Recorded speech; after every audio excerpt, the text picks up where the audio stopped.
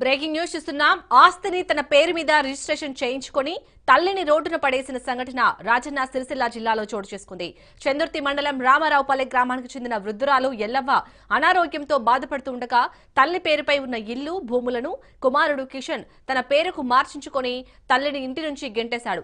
ఇంటిని, భూములను కోల్పోయిన ఎల్లవ్వ ప్రస్తుతం సనుగుల గ్రామంలో తన కూతురు లక్ష్మి వద్ద ఉంటుంది. తీవ్ర అనారోగ్యంతో బాధపడుతున్న ఎల్లవ్వను ప్రభుత్వ ఆసుపత్రిలో చేర్పించి కూతురు లక్ష్మి సైతం చేతులు దులుపుకుంది. దీంతో ఎల్లవ్వకు ఆర్థిక ఇబ్బందులు తీవ్రమయ్యాయి. తనను అనాథగా విడిచిపెట్టిన కుమారుడిపై చర్యలు తీసుకుని తనకు న్యాయం చేయాలని ఎల్లవ్వ కోరుతుంది.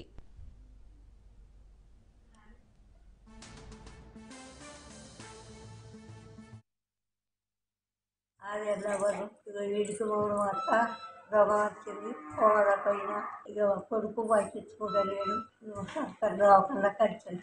వీడికి 30-40 ఏళ్ళు కొడుకుని పెట్టిండు. నాకంతా తింటాడు.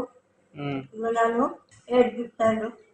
అక్కడ 2 బిడ్డలు పట్టుకొని తిరుగుతాడు. అటు దిక్కులేడు, సచ్చిలేడు. ఎండకాలం వచ్చాడు. ఆడు కొడుకుని పెట్టిండు. బాగా ఆడు కొట్టిండు. ఆడికొచ్చిపోయిండు. ఇది ఇక్కడనే ఉంటది, దీన్ని కొట్టేలా కొట్టాలని కోడలు పుల్లు పెళ్ళానికి చెప్పిపోయింది. మనవడు దొరకబట్టిండు.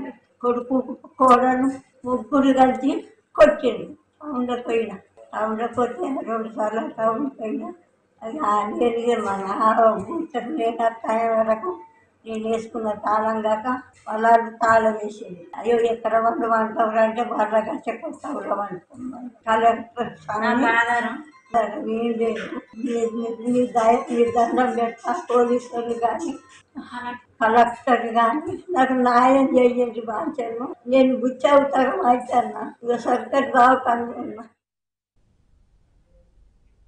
రైట్, ఇటు రాజన్న సిరిసిల్ల జిల్లాలో చోటు చేసుకున్న ఈ సంఘటనకు సంబంధించి పూర్తి డీటెయిల్స్ మా ప్రతినిధి రవీందర్ అందిస్తారు. రవీందర్, ఇటు కన్న తల్లిని చూసుకోక ఇంకా మొత్తం ఆస్తి తనపై రాపించుకుని కొడుకు ఇప్పుడు వదిలేశాడు. అసలు ఈ సంఘటనకు సంబంధించి బాధితురాలు ఎల్లవ్వ ఏమని డిమాండ్ చేస్తుంది? శాలిని, ఒకవైపు మనం చూసుకుంటే గతంలో మాదిరిగానే ఇప్పుడు కూడా కొనసాగుతున్న పరిస్థితి కనబడుతుంది. ఎందుకంటే కొడుకులను కని పెంచి పెద్ద చేసి 9 మాసాలు మోసిన తల్లిలకు ఇటువంటి ఘటనలు అయితే చోటు చేసుకుంటున్న పరిస్థితి కనబడుతుందని చెప్పవచ్చు.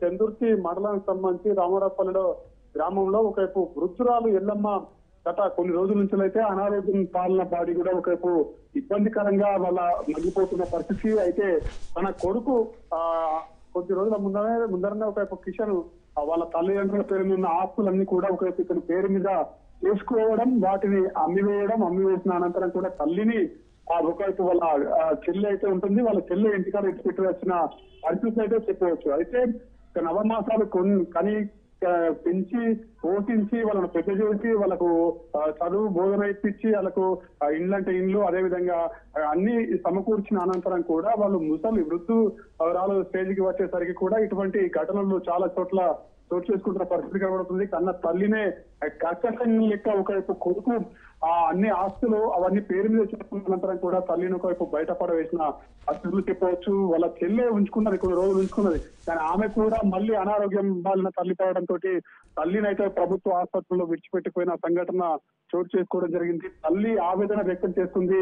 నా కొడుకులు నన్ను పట్టించుకోవడం లేదు, నా బిడ్డ నన్ను పట్టించుకోవడం లేదు, నేను వృద్ధురాలని అయినా నన్ను ఇప్పుడు ఎవరు ఆదుకోవాలి, నా పరిస్థితి ఏంటి, నేను ఏడొచ్చినాలే, ఏడా ఉండాలి, నాకు ఏంటి ఈ చివరి స్టేజ్ లో మాత్రం నన్ను చూసుకునే నాదుడే కరువయ్యాడనే కోణంలో కూడా తల్లి ఆవేదన వ్యక్తం చేస్తున్న పరిస్థితి స్పష్టంగా కనబడుతుంది. ఎందుకంటే వృద్ధురాలు చేసి ఆమె అంటే చిన్న పిల్లల లెక్కనే ఆమెను చూసుకోవాలి కానీ తెచ్చిన కొడుకులు, కానీ రోడ్డు మీద వదిలివేయడంతో కూడా తల్లి ఏం చేయలేని దిక్కుతోచని పరిస్థితుల మధ్య మాత్రం ఉన్నట్టుగా అక్కడ కనబడుతుందని చెప్పవచ్చు. ఎందుకంటే అటు కొడుకు ఇచ్చిపెట్టడంతో ఇటు బిడ్డ కూడా ఆ ప్రభుత్వ హాస్పిటల్లో అనారోగ్యం బారిన పడడంతో ఇచ్చిపెట్టడంతో తల్లి ఏమి దిక్కుతోచని పరిస్థితుల మధ్య మాత్రం అక్కడ ఉంటున్న పరిస్థితి కనబడుతుంది. ఇటువంటి కొడుకులు అయితే ఎవరైతే ఉంటారో వాళ్ళ పైన మాత్రం చర్యలు తీసుకోవాలి, చట్టపరమైన చర్యలు తీసుకుని తల్లిని వాళ్ళకి అప్పచెప్పే విధంగా వెళ్ళాలని కూడా అక్కడ ఉన్న సంఘ నేతలు అయితే చెప్తున్న పరిస్థితి అయితే కనబడుతుందని చెప్పవచ్చు. Shalini, right, thank you Ravinder.